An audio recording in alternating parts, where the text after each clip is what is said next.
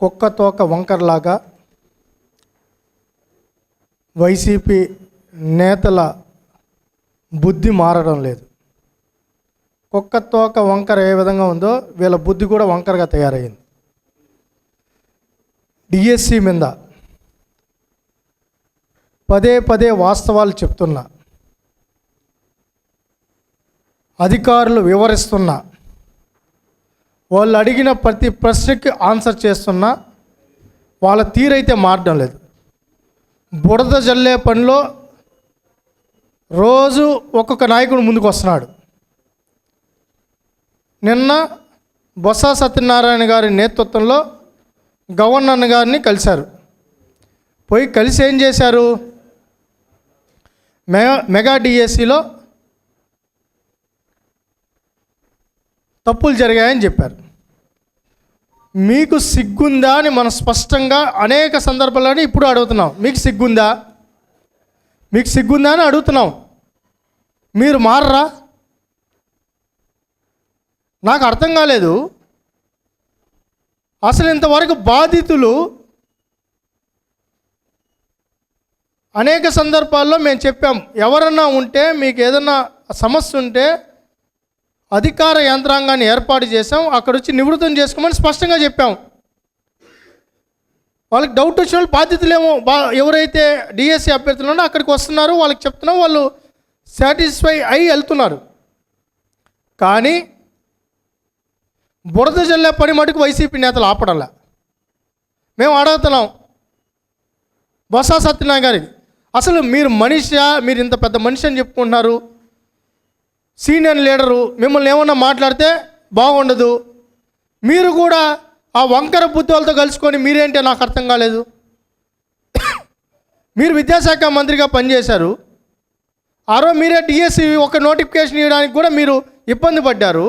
పోస్టులే ఖాళీగా లేవు అని చెప్పి నువ్వే కదా అసెంబ్లీలో చెప్పింది విద్యాశాఖ మంత్రిగా. మరి ఇప్పుడు పోయి డిఎస్సి గురించి గవర్నర్ గారికి ఫిర్యాదులు అని చెప్పి ఫిర్యాదులు చేస్తున్నారు. అసలు లోపల ఏం జరిగిందో ఎవడికి తెలియదు. కానీ వీళ్ళు వచ్చి బయట వచ్చి నాటకాలు మట్టుకు మొదలుపెట్టారు. గవర్నర్ గారికి కూడా అనుమానం వచ్చిందంట. నీవు చెప్పారా అని అడుగుతున్నాం. లోపలేమో ధర్నాలు పెట్టుకొని వచ్చేసేది. పోయింది వేరే విషయం కోసం పోయినారు. మమ్మల్ని కాపాడండి, లిక్కర్ కేసులో మమ్మల్ని కాపాడండి, గుడివాడ అమర్నాథ్ని కాపాడండి. లోపల చెప్పేదేమో ఒకటి, బయటకు వచ్చి డిఎస్సి మీద బయట మాట్లాడారు. వీళ్ళంతా డ్రామా ఆర్టిస్టులు అంటే బహుశా చిత్తూరు నాగయ్య గారు కానీ బతుకుంటే మామూలుగా మనకి తెలుగు చలనచిత్ర పరిశ్రమలో చిత్తూరు నాగయ్య గారి కంటే మించిన నటులు లేరంటాం. చిత్తూరు నాగయ్య గారు కానీ బతుకుంటే వీళ్ళ నటన చూసి ఇప్పుడు చనిపోయింటారు. అప్పుడు కాదు చనిపోయింది. అంత నటిస్తున్నారు, రోజుకో నటన. మేము డిఎస్సిలో స్పోర్ట్స్ కోటాలో కమ్మోళ్ళకి ఇచ్చేసినానని చెప్పి ఆడ ఐఏఎస్ ఆఫీస్లో పనికిమాల దద్దమ్మో మాకు అర్థం కాల. ఆయన ఎవరు అర్థం కాల. నేను ఒకేసారి డయాస్ మీద చూసా, జగన్ భజన చేసుకుంటా. జగన్మోహన్ రెడ్డి ముఖ్యమంత్రిగా ఉన్నప్పుడు భజన సంఘానికి అధ్యక్షుడు ఆయన మీద పాటలు రాసుకుంటా ఉన్న ఆయన డిఎస్సిలో కమ్మోళ్ళకి పోస్టులు అన్నీ ఇచ్చేసినారంట. 342 పోస్టులు ఇచ్చేసినారని చెప్పాడు. మళ్ళీ ఎవరు చెప్పారంటే అభ్యర్థులే చెప్పారంట. కోర్టుకు వెళ్ళారంట. వారం నుంచి కనపడలా ప్రశ్నిస్తూ ఉంటే. మేము అడుగుతున్నాం, ఇది డిఎస్సిలో స్పోర్ట్స్ కోటా కింద రిక్రూట్ అయిన అభ్యర్థుల కులం. ఇది కూడా బాధేస్తోంది. ఈ కులాల గురించి మాట్లాడాలంటే క్రీడాకారులు కూడా కులాన్ని అంటకడుతున్నారు. క్రీడాకారులు కూడా బహుశా సచిన్ టెండూల్కరో, సౌరవ్ గంగూలీ గారో, పిటి ఉషా గారో, లేకపోతే ఇప్పుడున్న రోహిత్ శర్మ గారో, కోహ్లీ గారో కానీ ఈ రాష్ట్రంలో పుట్టుంటే వాళ్ళకు కూడా కులాలు అంటకట్టేస్తుంటారు. బహుశా వాళ్ళు రాష్ట్రంలో పుట్టక వాళ్ళు గొప్ప ప్లేయర్స్ అయిపోయారు. ఆంధ్రప్రదేశ్లో కానీ పుట్టుంటే వాళ్ళకు కూడా కుల రంకు అంటకట్టుంటారు. ఇంత నీచమైన వ్యక్తులు ఎవరైనా ఉన్నారంటే కేడలకు కూడా రంకులు అంటకట్టే వాళ్ళు వీళ్ళే, కులాన్ని అంటకట్టేవాళ్ళు. మేము అడుగుతున్నాం స్పష్టంగా ఈ ప్రభుత్వం తరపున ఏ క్యాస్ట్కి జీవో నెంబర్ 77 ప్రకారం అక్కడ కేటాయింపులు జరిగాయని స్పష్టంగా ఇచ్చాం. ఈరోజు హయ్యెస్ట్ ఎస్సీస్ కానీ, తర్వాత బీసీలకి, ఎస్టీకి, తర్వాత ఓసీలో 42 ఉంటే దాంట్లో కూడా 9 ఏదో వచ్చేట్టు ఉన్నాయి. హయ్యెస్ట్ కాపు సామాజిక వర్గానికి దానికి కూడా మాకు బాధేస్తోంది. క్రీడాకారులు కాపులకి ఇచ్చాము, కమ్మోళ్ళకి ఇచ్చాము, రెడ్లకి ఇచ్చామని చెప్పుకోవాలంటే దౌర్భాగ్యంగా ఉంది, బాధేస్తోంది. నిజంగా ఎట్టబోతోంది ఈ సమాజం అనేది బాధ ఉంది. మేము అడుగుతున్నాం ఇది ఎందుకు చెప్పాల్సి వస్తుందంటే ఆ విషయం కూడా చెప్తున్నాం. మీకు గుర్తుందో లేదో 2019లో ఎలక్షన్ కమిషన్ దగ్గరికి వెళ్ళా ఢిల్లీకి. ఆడికి వెళ్ళి ఏం చెప్పారు, డిఎస్పీల్లో 37 మంది ఉంటే 37 మంది కమ్మాలకి ఇచ్చేసారని చెప్పారు. సిఐలు డిఎస్పీలుగా ప్రమోషను మీకు గుర్తుందే ఉంటుంది. అది కూడా ఎక్కడ చెప్పారో ఎలక్షన్ కమిషన్ దగ్గరికి వెళ్ళి చెప్పారు. ఆడిచ్చి ఏ పేపర్ ఇచ్చారో ఎవరికి తెలియదు. నాకు తెలిసి ఇప్పుడు ఎలక్షన్ కమిషన్ ఆ విషయాన్ని తీవ్రంగా పరిగణలో తీసుకోవాలి. ఒకవేళ నిజంగా లోపల వీళ్ళంతా మేము వస్తే ఢిల్లీ మెడల్ వార్సా అని చెప్పి కాళ్ళు పట్టుకున్నారు తత్వం వెళ్ళది. మీకు గుర్తుందా అనుకుంటా, మీకు గుర్తుందో నేను అధికారంలోకి వస్తే ఢిల్లీ మెడల్ వంచి ప్రత్యేక హోదా సాధిస్తానన్నిట్టు ఉంటుంది వీళ్ళ మాటలు, బుట్ట బెదిరింపులు, బుట్ట మాటలు. పోయి కాళ్ళకి దండం పెట్టా ఫస్ట్ మీటింగే. చూస్తే ఆ రోజు డిఎస్పీలు 37 మందిలో ఇద్దరే కమ్మ సమాజ వర్గానికి సంబంధించిన వాళ్ళు, ఇద్దరే. తీరా చూస్తే అది కూడా చెప్పింది మేం కాదు, అసెంబ్లీ సాక్షిగా శాసన మండలిలో మా ప్రతినిధులు అడిగితే ఆ రోజు సిఐలుగా డిఎస్పీలు ప్రమోషన్ ఎంతమందికి ఏ కులానికి ఇచ్చారంటే వాళ్ళు ఇచ్చిన ఆధారాలతో వాళ్ళే చెప్పారు అసెంబ్లీలో 2కి ఇచ్చామని. మేము అది చెప్పుకోలేకపోయాం. కుల రంకంట కట్టారు, అమరావతిని కమరావతి చేశారు. లాస్ట్కి అమరావతిలో చూస్తే ఎస్సీ ఎస్టీ రైతులు 32% భూములు ఇచ్చారు, రెడ్లు 23% ఇచ్చారు. అక్కడేం చెప్పారు, మొత్తం ఆడంతా ఒకే సామాజిక వర్గం ఉందని చెప్పి బుర్జల్లేసినారు. అమరావతి మీద విష ప్రచారం, పోలవరం మీద విష ప్రచారం. ఆ రోజు ఎలక్షన్ ముందు వాళ్ళ బాబాయిని వాళ్ళే వేసేసి తీసుకొచ్చి మాకు అంటగట్టా.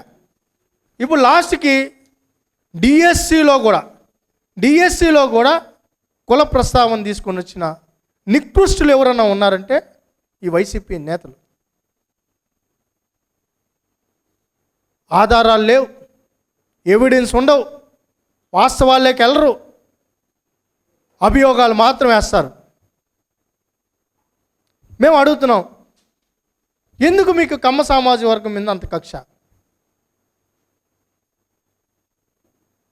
కాపులంటే ఎందుకు మీకు అంత కక్ష? బీసీలంటే ఎందుకు మీకు అంత కక్ష? దళితులంటే ఎందుకు మీకు అంత కక్ష? వాస్తవాలు మీరు తెలుసుకోరు, తెలుసుకునే ప్రయత్నం కూడా చేయరు. మళ్ళా వీళ్ళు ఏమన్నా ఆ సామాజిక వర్గానికన్నా వాళ్ళ సొంత సామాజిక వర్గానికన్నా న్యాయం చేస్తారంటే వాళ్ళ గొంతు కూడా వస్తారు. ఎంత దౌర్భాగ్యం అంటే క్రీడలకు కూడా కులాన్ని అంటకట్టారు. గవర్నర్ గారిని కలిశారు. ఎందుకని మేము అడుగుతున్నాం, లోకేష్ గారు సవాల్ ఇస్తారు కదా, 200 మీటర్ల దూరంలో ఉన్న, కోతవేటి దూరంలో ఉన్న జగన్మోహన్ రెడ్డి గారు మీరు రండి డిఎస్సి మీద చర్చిద్దాం, లేదా నన్ను రమ్మంటే మీ ఇంటికి వస్తానని చెప్పి సవాలు విసిరారు కదా. అక్కడే 1.5 గంట అక్కడే ఉన్నారు కదా. మరి మీరు జగన్మోహన్ రెడ్డి గారు స్పందించకుండా గవర్నర్ గారి దగ్గర పోయి పంపించడం ఏంటి నాకు అర్థం కాల. నువ్వే కదా ఆరోపణలు చేసింది, మీరే కదా రోజు మాట్లాడింది, మీరే కదా డిఎస్సి మీద ఆరోపణలు చేసి పదే ఆరోపణలు చేసింది మీరే కదా. నిజంగా మీకు నిరుద్యోగుల మీద ప్రేమ ఉంటే డిఎస్సిలో తప్పులు జరిగాయని ఉంటే ఎందుకు జగన్మోహన్ రెడ్డి గారు ఇంతవరకు స్పందించలేదు? జగన్మోహన్ రెడ్డి గారు ఎందుకు ఇంతవరకు స్పందించలేదు లోకేష్ గారి సవాలుకి? లోకేష్ గారే కదా విద్యాశాఖ మంత్రి, కన్సర్న్ మినిస్టరే కదా స్పందించింది. నువ్వే కదా అపోజిషన్ కానీ పొజిషన్ లీడర్ నువ్వే కదా ఆరోపణలు చేసింది. నువ్వు రావాలి కదా. నీకేమాత్రం నిజాయితీ ఉన్నా, నిరుద్యోగుల మీద ప్రేమ ఉంటే నువ్వు ఎందుకు రాలేదు? మళ్ళీ ఎవరినో తీసేసిన తహసీల్దార్ని, అది కూడా ఎటకారంగా, లక్ష్మీపార్వతి. ఎవరండి ఆమె? అంటే నిరుద్యోగుల యొక్క విషయాల్లో వీళ్ళ యొక్క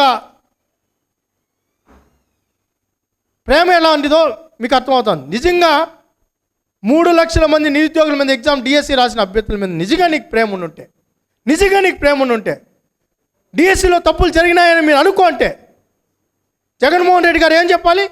నేను సిద్ధంగా ఉన్నాను, నేను వస్తానని చెప్పి ఉండాలి. మరి చెప్పారు ఆయన?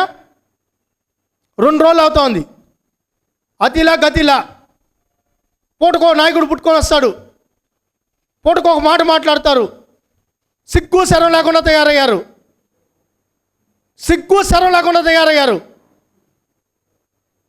బురద ట్యాంకులుగా ఉన్నాయి తాడేపల్లి కొంప ముందు. చల్లే పనే రోజు మసికూటలు రెడీగా చేసి పెట్టుకున్నారు. అది కూడా ఇక్కడ తయారవడు, కర్ణాటకలో తయారవుతాయి. ఆయన ఇక్కడ ఉన్నాడు, వీకెండ్ పొలిటీషియను. సోమవారం వస్తాడు, బుధవారం వెళ్ళిపోతారు. అక్కడి నుంచి మసికూటలు స్పెషల్ ఫ్లైట్లో తీసుకొని వచ్చుకుంటాడు, ఒకటి వేసేసి పోతాడు. మళ్ళీ ఇంకోటి ఉంది, అందరికి వేస్తాడు, ఆయన మీద కూడా ఒకటి వేసుకొని పోతాడు లాస్ట్కి. ఇంత నీచమైన నాయకత్వం ఎక్కడన్నా ఉందంటే నాకు తెలిసి ఈ భూప్రపంచంలో ఇలాంటి నీచమైన రాజకీయాలు చేసే వ్యక్తులు, రాజకీయ నాయకులు బహుశా ఆ వైసీపీ పార్టీలోనే ఉంటాయి, కాక్రోచ్ పార్టీలోనే ఉంటాయి, గొడ్డలి పార్టీలోనే ఉంటాయి.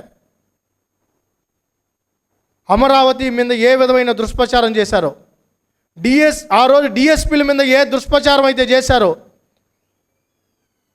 వివేకానంద రెడ్డి గారి హత్య విషయంలో ఏ దుష్ప్రచారం చేశారో, ఈరోజు డిఎస్సి మీద అదే దుష్ప్రచారం చేస్తున్నది. ఆధారాలతో కూడా ఈరోజు మేము స్పష్టంగా బయట పెట్టిన తర్వాత కూడా